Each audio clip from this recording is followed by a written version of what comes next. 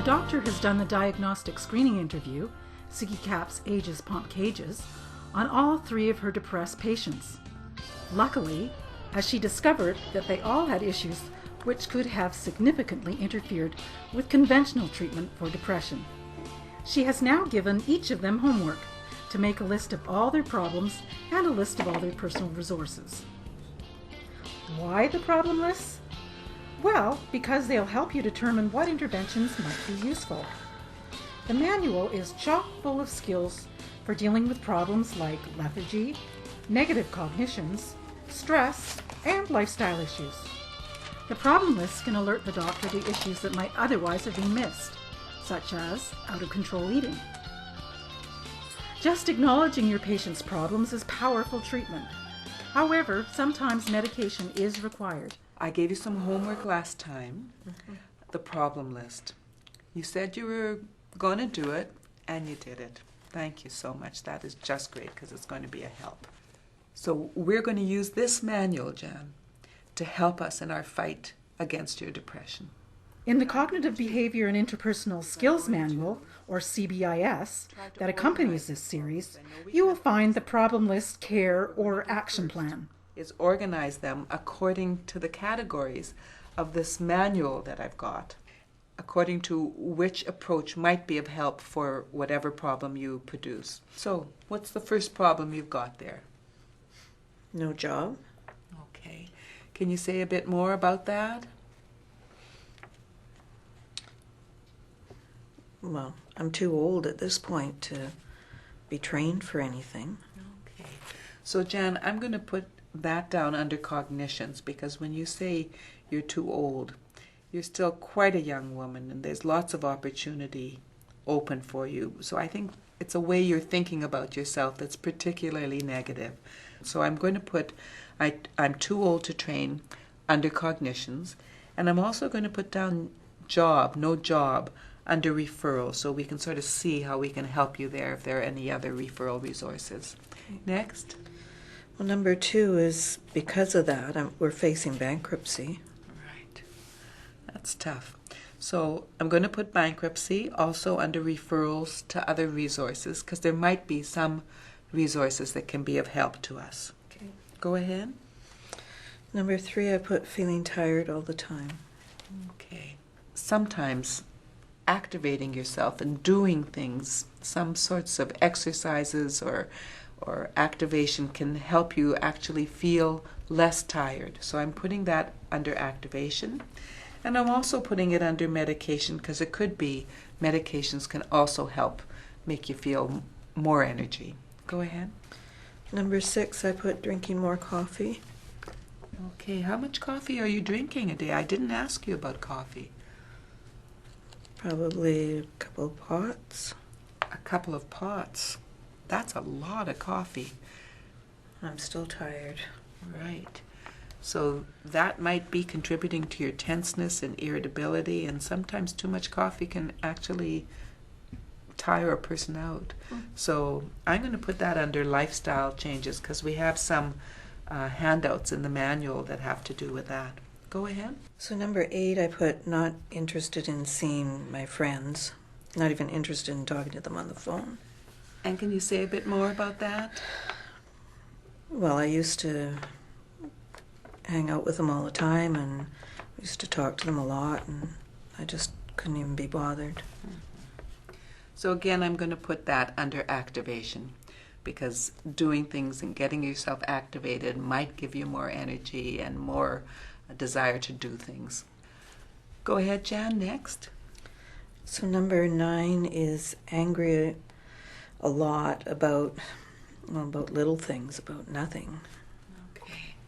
So is that connected, do you think, with that irritability you talked about earlier? Probably, maybe. Okay. So I'm going to put that under relaxation because I think some of the handouts there can be of help with that. And I'm also going to put it under cognitions because we often find that people's anger is about the way they're thinking about themselves. And I know there's some handouts there, so we'll put that under there as well. Next. Number 10, I've got I feel like a failure, but it should be I am a failure. Okay. Now, I know you when you're not depressed, and I know that those thoughts really aren't there when you're not depressed. So I'm putting that under cognitions, kind of, again, a harsh, negative way that you're thinking about yourself. And I think some of those handouts will help. Go ahead. Number 11, I've got watching TV all night. Okay. So is that also interfering with your sleeping? Well, I didn't used to watch TV so much, but I don't know if it's interfering with my sleeping, but it's just I'm staying up all night watching TV. Okay. So I'm going to also put that under lifestyle changes. My last one I've got down my arthritis. Okay. So I know that we've got the best medications we can have for your arthritis at this point.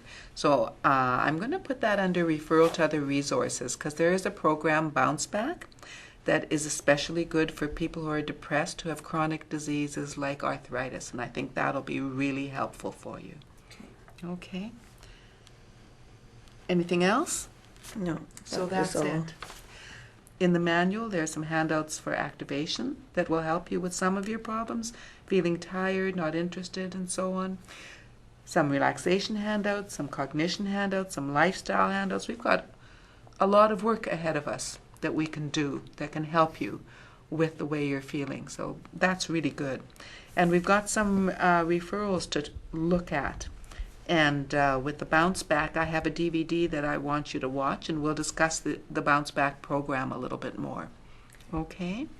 And we'll start working on the referrals about jobs and the financial situation. I don't think I could even do that. Okay, so that's a good point. I think what we'll do first of all is work on these other things, and eventually we might get to that. Okay. Okay? So we've got a plan. In Jan's case, the problems are dispersed throughout the action plan, and some are in more than one area.